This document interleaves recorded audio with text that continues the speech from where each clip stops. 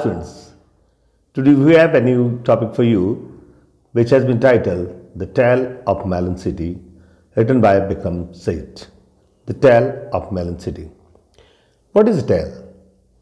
A tale can be described as a narrative that relates the details of some real or imaginary event, incident or case. Story. In general, it is substituted as anecdote, story, fable. Dear students, अगर हम tell की बात करें, कथानक की बात करें, इसे किस्से कहानियों के साथ एसोसिएट किया जाता है, परंतु जैसे जैसे हम लोग थोड़े से मैच्योर लर्नर बन जाते हैं, we need to understand difference between a tale and story.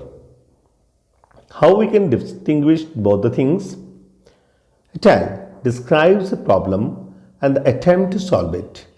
Tales are useful in showing that the approach to solve a problem is good or not good.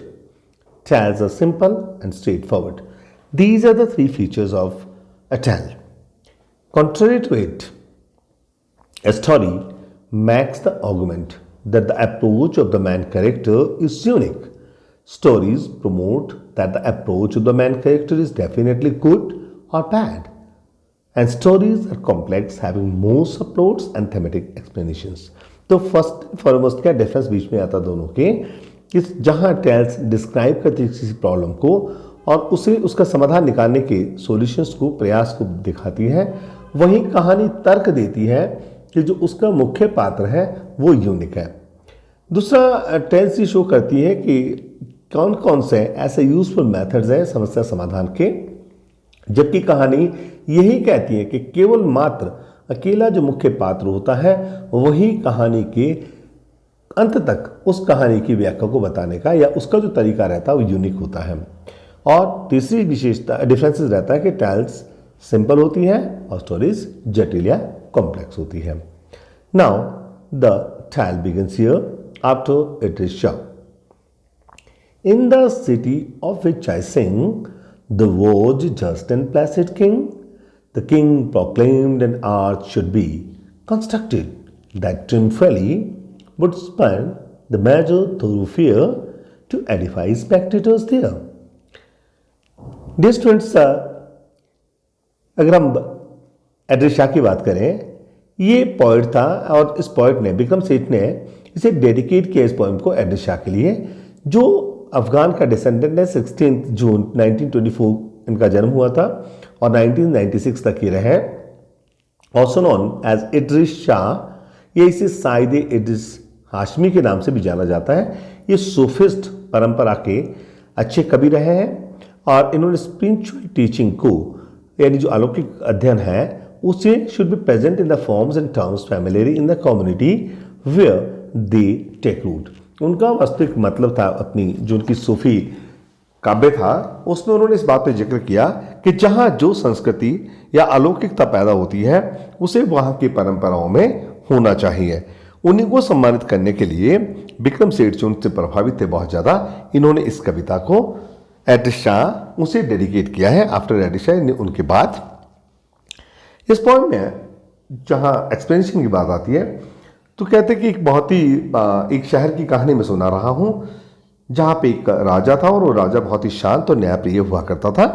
एक बार उसने प्रोक्लेम होता है घोषणा करना, और ट्रिम्फुली मीन्स किसी खुशी के अवसर पर या जॉयफुली, प्राउड के साथ डिस्टेंस उसने घोषणा की कि एक ऐसी आर्च बना ली जाएगी जिसे मुख्य रास्ते पर रखा जाएगा और उसे देख करके लोग बहुत ही उत्साहित होंगे, उनका मॉरल उत्साह होगा.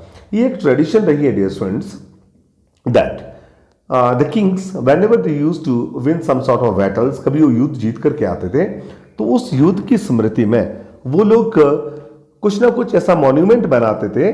फॉर एग्जाम्पल, अगर हम बात करें, अगर आप कभी चित्तौड़गढ़ गए हों तो वहाँ पे कीर्ति स्तंभ, एक बहुत बड़ा स्तंभ है जिसमें कोई कुछ नहीं, सिर्फ एक स्ट्रक्चर्स है, मल्टी स्टोरी स्ट्रक्चर्स, कोई बिल्डिंग नहीं है, सब उसके अंदर सीढ़ियाँ बनी है. That was just a symbol of some battle which was won by the Rana of Chittorgarh. तो इस तरह के बहुत सारे मॉन्यूमेंट्स आपको हिस्टोरिकल मिल जाएंगे. तो ऐसे ही आर्च, राजा ने घोषणा की कि एक ऐसी आर्च बनाई जाए जो उसके आनंद को प्रदर्शित करती है और जिसे देख करके लोग क्या होंगे, उनका मॉरल, उनका उत्साह बढ़ता रहेगा. The workman went and built the thing They did so since he was the king. The king rode down the thoroughfare to edify spectators there. काम करने वाले जो श्रमिक थे, जैसे ही राजा के आदेश हुए फटाफट से उन्होंने उस चीज को सार्स को बना लिया। क्यों बनाया? क्योंकि वो राजा था और राजा के आदेश थे। राजा को जैसे पता लगा कि वो आर्च बन चुकी है, वो भी सीधा सवारी करता हुआ उस आर्च के पास पहुंच जाता है। जहां आम आदमी ने जाना होता तो उस आम जो रास्ता था उस रास्ते पे चला जाता है, ताकि वो एक आम दर्शक की तरह से उस आर्च को देख सके हैं। Under the arch he lost his crown. The arch was built too low. A frown appeared upon his placid face. The king said, "This is a disgrace. The chief of builders will be hanged." The rope and gallows were arranged. जैसे ही राजा उस arch के नीचे जाता है, उसका जो ताज था और उस आर्च से टकरा जाता है और वो गिर जाता है। उसे गुस्सा आता है, फ्राउन का मतलब आक्रोश करना, क्योंकि उस आर्च को बहुत छोटा बनाया गया था। कितनी छोटी आर्च जिसमें मेरा सर टकरा रहा है। उसके चेहरे, शांत चेहरे पर गुस्सा आता राजा के, और राजा ने कहा, ये तो बहुत बड़ा कलंक है कि एक राजे का मुकुट को गिरा दिया गया। और उसने कहा कि जो बिल्डर्स का मुखिया था इस निर्माण कार्य का, उसे फांसी दे दी जाएगी। और जैसे राजा ने कहा तो गैलो और रस्सी फांसी की, और जो स्तंभ जिसके ऊपर से टांग दिया जाता है, रस्सी को लटकाया जाता है, वो यानी कि फांसी का पूरा प्रबंध वहां पे कर दिया गया। The chief of builders was led out. He passed the king. He gave a shout. "O king, it was the workman's fault." "Oh," said the king and called a halt. वो जो मुखिया था उस काम श्रमिकों का उसे लाया गया, बाहर निकाला गया, और जब राजा के सामने से गुजरा वो चीखा, उसने शाउट किया। क्या कहा कि राजा, ये मेरी गलती नहीं है बल्कि श्रमिकों की गलती है। और क्योंकि राजा बहुत न्यायप्रिय राजा था, जैसे उसने सुना कि ये गलती पे नहीं है, उसने कहा, रोक दो इसे, फांसी की सजा। उसने कहा, इस फांसी की सजा को रोक दो। उसने सिर्फ इतने से आदेश दिए, "To the proceedings being just and pleasant now," he said, "I must have all the workmen hanged instead." The workman looked surprised and said, "O king, you do not realize the bricks were made of the wrong size." उसने कहा, राजा ने कहा कि इस प्रक्रिया को, फांसी की प्रक्रिया को रोक दो, क्योंकि वो शांत था, वो न्यायप्रिय था और अब वो शांत भी हो चुका था। जो जैसे उसने आदेश दिए नए कि अब जब अगर श्रमिकों की गलती है तो सारे के सारे श्रमिकों को फांसी दे दी जाए। परंतु सब श्रमिक बहुत आश्चर्य हो गए, हैरान हो गए और कहने लगे, महाराज, राजा जी, आपने गलती का एहसास, आपको एहसास नहीं हुआ क्या कि जो ईंटों का साइज था जिससे हमने इस आर्च को बनाया वो छोटी रह गई थी। तो जब छोटी ईंटों से हमने आर्च बनाई तो उसका साइज भी छोटा हो गया, क्योंकि ईंटें गलत आकार की बनी थी। "Summon the mason," said the king. The mason stood the craring. It was the architect, they said. The architect was summoned. "Well, architect," said his majesty, "I do ordain that you shall be." Summon the masons. जैसे कहा कि उनका ईंटों का size कम था, तो राजा ने आदेश दिया कि जिस मिस्त्री ने उस ईंटों को बनाया था, ब्रिक्स को बनाया था, उन्हें कॉल किया जाए, उन्हें बुलाया जाए। और मैसन्स, वो श्रमिक आते हैं, कुछ श्रमिक थे, मिस्त्री आते हैं और कांपने लगते हैं और कहते हैं, महाराज, ये जो आर्किटेक्ट था आपका, मुख्य आर्च होता है, dear students, ARCH, arch, arch होता चाप, निर्माण कार्य, आर्किटेक्ट, इसके साथ जैसे ही कोई वॉवल जुड़ जाता है तो मोनोसिलेबिक से मल्टीसिलेबिक हो जाता है और आर्च का आर्के बन जाता है, आर्किटेक्ट। तो आर्किटेक्ट जो था, मुख्य अभियंता था, उसे वो कहता है, महाराज, उसे राजा ने कहा कि well architect, said the majesty, I do, मैं तुम्हें आदेश देता हूं कि, क्या आदेश दिए कि, हैंग्ड, सेड द आर्किटेक्ट, "वो king, you have forgotten one small thing. You made certain amendments to the plans when I showed them to you." The king heard this. The king saw red. In fact, nearly lost his head. तुम्हें फांसी दी जाएगी ऐसा उसने कहा, पर architect कहता है कि राजा, आप एक बात को भूल गए हैं।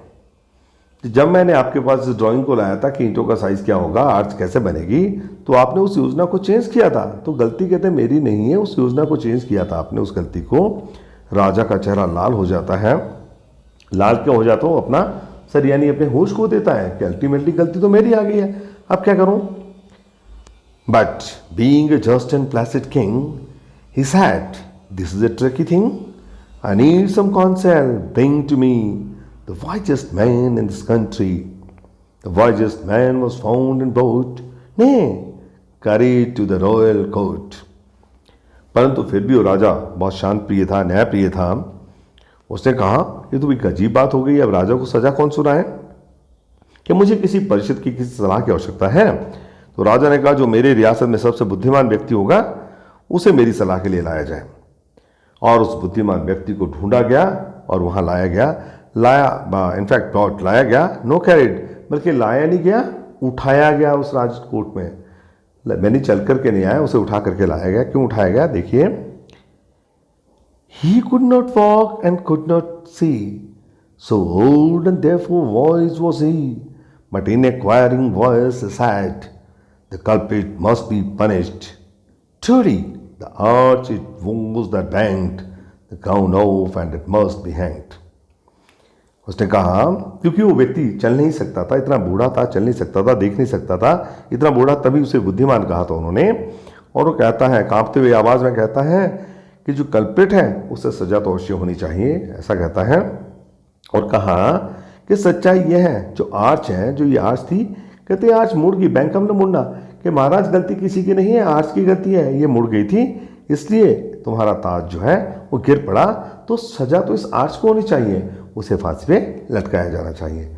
Dear students, that's all for today.